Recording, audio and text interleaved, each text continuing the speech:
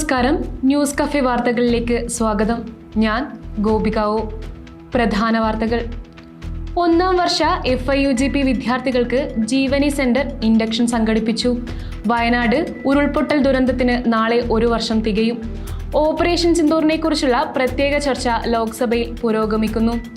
കേന്ദ്ര സർക്കാരിനെതിരെ രൂക്ഷ വിമർശനവുമായി വയനാട് MP പ്രിയങ്ക ഗാന്ധി. കടുവകളുടെ സംരക്ഷണത്തിന്റെ പ്രാധാന്യം ഓർമ്മിച്ച് ഇന്ന് അന്താരാഷ്ട്ര കടുവാ ദിനം.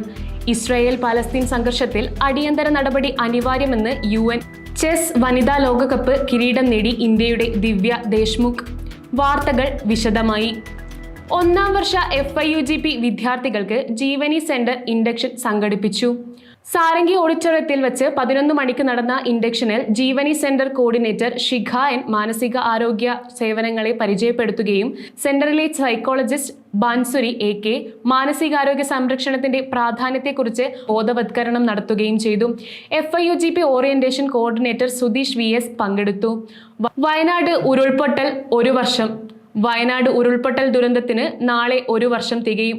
പുനരധിവാസത്തിന്റെ ഭാഗമായി 410 വീടുകളിലായി 1662-ലധികം ആളുകൾക്ക് താമസിക്കാൻ കഴിയും വിധം ടൗൺഷിപ്പിന്റെ നിർമ്മാണം പുരോഗമിക്കുകയാണ്. 2024 ജൂലൈ 29 രാത്രി 11:45 പുഞ്ചിരിമട്ടം മേഖലയിൽ ആദ്യ മണ്ണിടിച്ചിലുണ്ടായത്. അട്ടമല, മുണ്ടക്കൈ, ചൂരൽമല മേഖലയിൽ നാശം വിതച്ച് ഉരുൾ അവശിഷ്ടങ്ങൾ ഒഴുകിയെത്തി. അപകടത്തിൽ 298 പേർ മരിച്ചതായാണ് ഔദ്യോഗിക കണക്ക്. 32 പേരെ കാണാതായി. ഓപ്പറേഷൻ സിന്ദൂറിനെ കുറിച്ചുള്ള പ്രത്യേക ചർച്ച ഇന്ന് ലോക്സഭയിൽ പുരോഗമിക്കുന്നു. പഹൽഗാമിലെ ഭീകരാക്രമണത്തോടുള്ള ഇന്ത്യയുടെ ശക്തവും നിർണായകവുമായ പ്രതികരണം സംബന്ധിച്ച് ലോക്സഭയിലെ പ്രത്യേക ചർച്ചയ്ക്ക് ഇന്നലെ രാജ്യരക്ഷാമന്ത്രി രാജ്നാഥ് സിംഗ് ആണ് തുടക്കം കുറിച്ചത്. ഓപ്പറേഷൻ സിന്ദൂർ കേവലം ഒരു സൈനിക നടപടി മാത്രമല്ലെന്നും ഭീകരതയ്ക്കെതിരെയുള്ള രാജ്യത്തിന്റെ നയവും ജനങ്ങളോടുള്ള സർക്കാരിന്റെ ഉത്തരവാദിത്തവും കൂടിയാണെന്ന് രാജ്യരക്ഷാ മന്ത്രി പറഞ്ഞു. ഇന്ന് ചർച്ചയിൽ സംസാരിക്കവേ വയനാട് MP പ്രിയങ്ക ഗാന്ധി കേന്ദ്ര സർക്കാരിനെ രൂക്ഷമായി വിമർശിച്ചു. കാശ്മീർ തീവ്രവാദ വിമുക്തമാണെന്നാണ് സർക്കാർ അവകാശപ്പെട്ടിരുന്നത്. പിന്നെ എങ്ങനെയാണ് പഹൽഗാമിൽ 26 പേർ കൊല്ലപ്പെട്ട ഭീകരാക്രമണം നടന്നതെന്നായിരുന്നു പ്രിയങ്ക ഗാന്ധിയുടെ ചോദ്യം. എന്തുകൊണ്ട് പഹൽഗാമിൽ സുരക്ഷ ഒരുക്കിയില്ലെന്ന് ചോദിച്ച പ്രിയങ്ക വീഴ്ച ഉണ്ടായതിൽ സർക്കാർ മൗനം പാലിക്കുകയാണെന്നും കുറ്റപ്പെടുത്തി.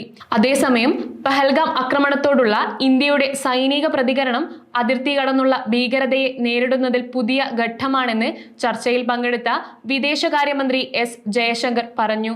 ഇന്നലെ ഓപ്പറേഷൻ സിന്ദൂറുമായി ബന്ധപ്പെട്ട് ലോക്സഭയിൽ നടന്ന ചർച്ചയിൽ കേന്ദ്രമന്ത്രിമാരായ S ജയശങ്കറും രാജ്നാഥ് സിംഗും നടത്തിയ പ്രസംഗങ്ങളെ പ്രശംസിച്ച് പ്രധാനമന്ത്രി നരേന്ദ്രമോദി.